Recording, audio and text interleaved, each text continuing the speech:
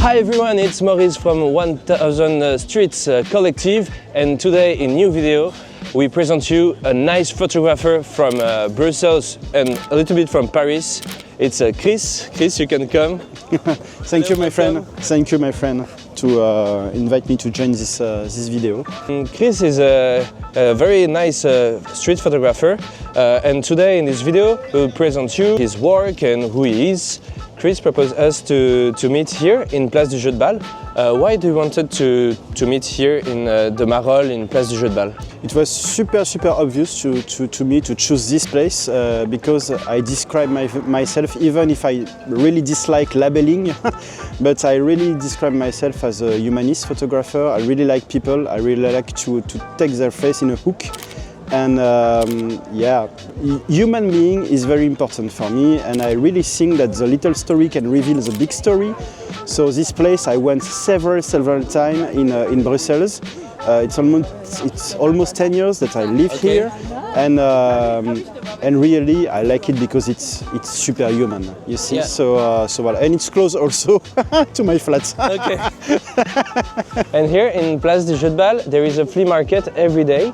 And you can find sometimes analog cameras, but you have to negotiate it and test the camera to be sure that it works. But first, we go for a coffee to wake up. Nice idea. Because it's the morning and it's always better to have a coffee before. It's a very nice coffee and they have a good beer selection here. Okay, to start, can you introduce yourself? What's your name, age, and where are you from? Okay, firstly, sorry for the accent. Huh? I'm a real French guy from Paris. My name is Christophe, you can call me Chris. I live in Belgium since almost 15 years. I'm a father of 2 kids, and in professional life, I'm mostly doing brand design and graphic design. I really love living in Belgium, and mostly Brussels, because it's a very quiet, small city. Quieter than Paris. Yeah, it's totally different. But I'm very attached also to Paris because it's my natural born city, I would say, and Brussels is really my heart city now. So so voilà. Like a lot of us, like me, for example. Yeah, I can understand what you say. Your point with that. And I am 44. I'm not a dinosaur yet, so. No, you. I have several passions in life. I really started to play guitar, to do drawing, a lot of stuff related to artistic things. And I started really photography at the very beginning in 2005, so a long time ago. And then I quit, I went to another passion and so on and so on. And photography came back to my life like 1.5 years ago. I just don't know why, you know. But I always loved it. It was always in my blood, like everything related to art. So in fact, it's really part of a spectrum of artistic connection I have with several mediums.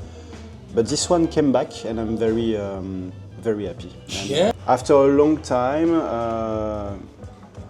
I don't know why, maybe because in photography you have the graphic design, you have the vibe of the street, you have the music of the street. You see, maybe it's like a best of all the things I like, maybe. Yeah, I can understand. We are doing a psychotherapy. But you know, me too. You will be my new therapist. Okay, Chris, what are you doing now? I try to capture some faces, some habits. And what's your technique here when you're photographing? I really like zooming. It's not always very cool to zoom, but in certain spaces, really I have 2 habits.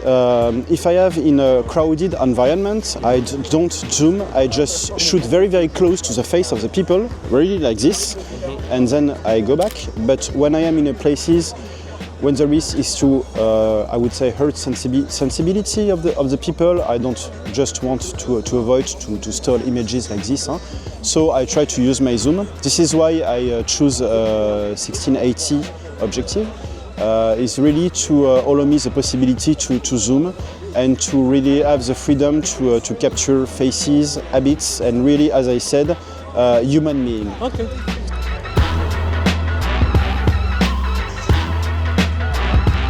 And Chris, what are your settings when you're doing street photography? I'm really fan of the 4-1000 combo because it's allow me to in any weather, I would say, but even in darker weather, to capture things with a little blurb just behind and to have the faces. As I said, human being is very important.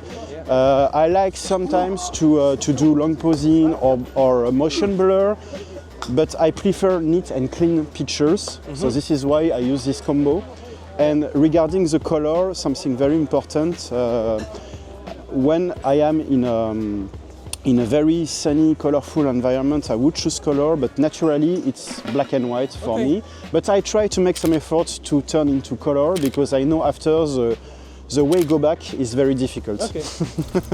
I realize when I go to Instagram, when I go to our 1000 Streets collective work, that I am inspiring by a lot of stuff that I want after to test. Okay.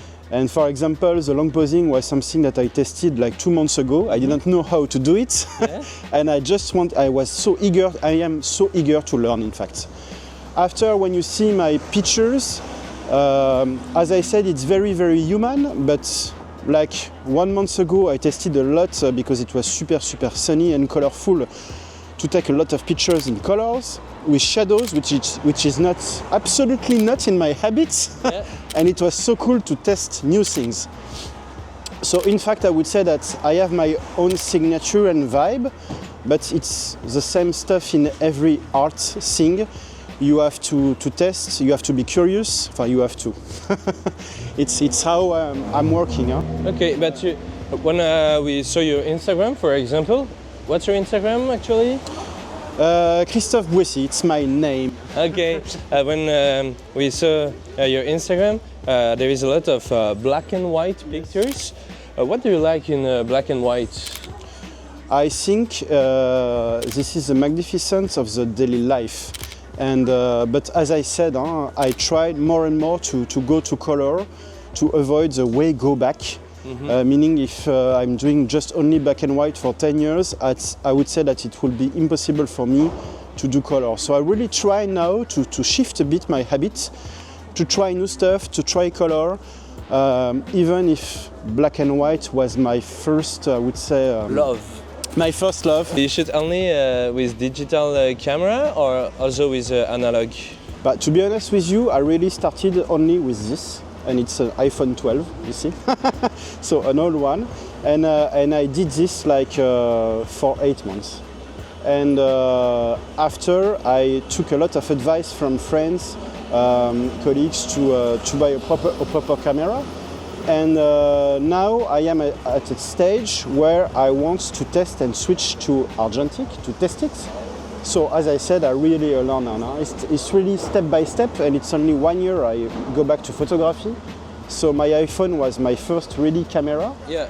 Now this is my Fuji, but I really want to test new device now that I'm really deep diving it. I ask you this question because we were in front of old stuff, old cameras. Of course. I think this is the first. What advice would you give to someone want to start street photography? I would say, because I started really on my own a long time ago, but the only advice I could give is just to start, to deep dive in this human swimming pool that's surrounding us. And I don't want to be normative in my answer, but really the fact to be curious about human beings, about urban life, even without a camera. That could be something nice, because before doing street photography, I just love to walk in a city, and without my camera. And I think that was maybe the very beginning of this. So really train your curiosity, and when you are ready, you take your camera. You can start by doing some objects, I would say. And when you are ready, you can go to deep dive into photography, human people. But curiosity, I would say, is the key word, and just dive. Huh? like a swimming pool. Yeah. Can you share a memorable moment or encounter that you had during street photography? But in fact, this is not the picture itself. This is the way when I rediscover it. As I said, I started like almost 20 years ago in Rue des Ursins in Paris. I took a picture of two lovers, and after I saved it on my drive, and okay, voilà, the picture was done. I quit a bit the photography, and like 20 years later, I saw that picture and I said to myself, okay, I am the guy who took this. It's just an amazing picture. I will post it on the gram, as the young girl said. And it was a massive, huge success. And I would say it closed the loop between the way I started and the way I wanted to go back to photography. Are there any photographers or artists that who inspire you in the street photography? But in fact, I really love the work of Valérie Jardin, and she's really working in black and white, and with a Fuji, by the way. And she's really the legacy. I'm afraid to say this because I'm really scared to be super old-fashioned, but she's really in the legacy of Douaneau, Cartier-Bresson, and all that people who were really humanists. Huh? And when I say humanist, it's really to tell the big story with a picture. And I really love her work. David Ken also, I really loved him. Octavian also, I really love his work. In fact, everything that is related to human being is something that touched me a lot. I really love minimalistic photography, but this is something I am just incapable to do because it's very aesthetic and it's something also very technical, and I am very impulsive, I would say, in my daily life and also in my photography. I am an impulsive guy, so I would say that my vision is really to document our time being, and this is why I love to take people in their environment, and not far away, I would say, but super close, and in their daily habits. So it's really the border between documentary photography and street photography. For me, the weather sometimes impacts my photography. Yeah. In winter, it's more black and white, gray. Yeah, exactly. And in summer, you go to color. Yeah, I have exactly the same feeling now. Yeah. But now for me, my camera is the extension of myself. I don't know if that's the case for you. Yeah, it's exactly like breathing. Huh? Yeah. It's exactly like breathing, and as I said, when I take a picture, it's really an extension of my personality, of my feelings, my history, the way I learn at school. It's really everything is summed up in a picture. My personality is summed up in a picture. But some friends I discussed with said that it's very difficult to have your own signature, I would say. And yeah, sometimes I think it's hard to have your own signature at the beginning, but more and more you practice, and more you will find what you like and what you dislike. And I think me, after past 3 or 4 years now, I begin to have my own style.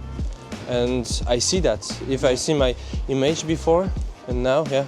I don't know if it's the same for you. Yeah, but now I'm eager to test new way of doing picture, technically speaking.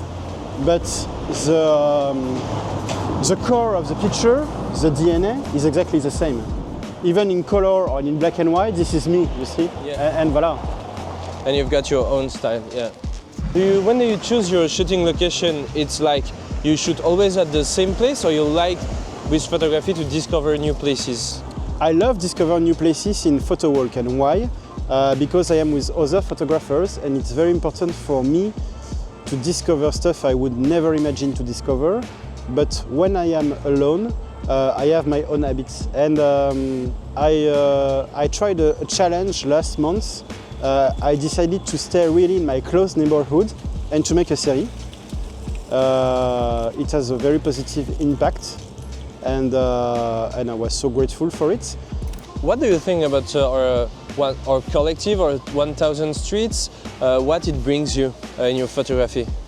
In fact, there is a paradox, I think, for the photographer, because the photographer is mainly lonely, and when you are part of a collective, you are amongst other photographers. And I will always remember the first Photowalk. It was a massive emotional impact on myself, because okay, I have with other people that share the passion. I can share my photograph with them while taking it. So it's not something that you are doing alone. You are with others, and this is always the paradox and the strength of a collective. You see, because you can of course progress in what you are doing. You are talking about technique. You are talking about feelings of a photography. So for me, this is like a huge strength that pushed me forward to progress, to share, and it's something that is for me limitless. You can go beyond the moon. I really aim to do some exhibition, and one is actually in discussion. I had the opportunity during this summer to take some pictures in cardiology, because I have a friend who is a doctor in surgery. Nice. So now we are discussing to do an exhibition at the hospital to showcase my pictures. I try also, but I'm very shy. But I have to do some contests, and voila. But in fact, for all the stuff, I really love to take my time.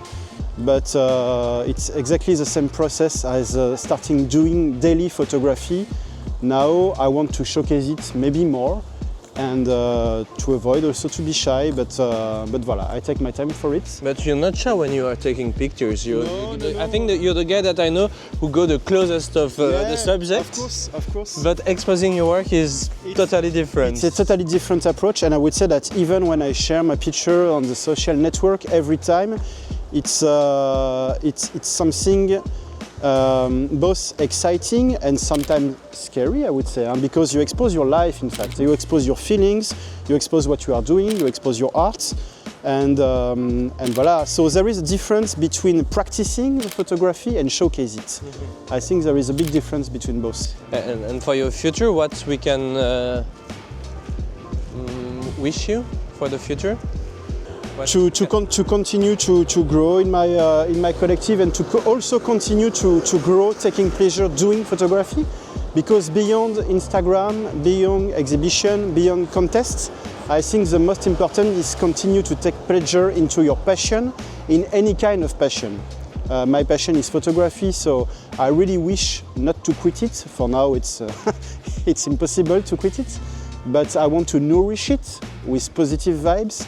And voila, so to continue in my passion, and this is something I wish to all the passionates in the world. This is the end. No, impossible. This is the end of this video. Thank you for watching. Don't forget to subscribe to this channel. If you like the video, thumb up, and why not write a commentary. I don't know if you want that we invite another photographer that you like. Thank you, Chris, for this interview. Thank you. You're the first of this series. It was really an awesome experience, so thank you to you. Thank you to Antoine, who is filming actually. And because it was really a pleasure to talk about myself. And it was an awesome experience, so thank you for this invitation. Thank you, and see you soon.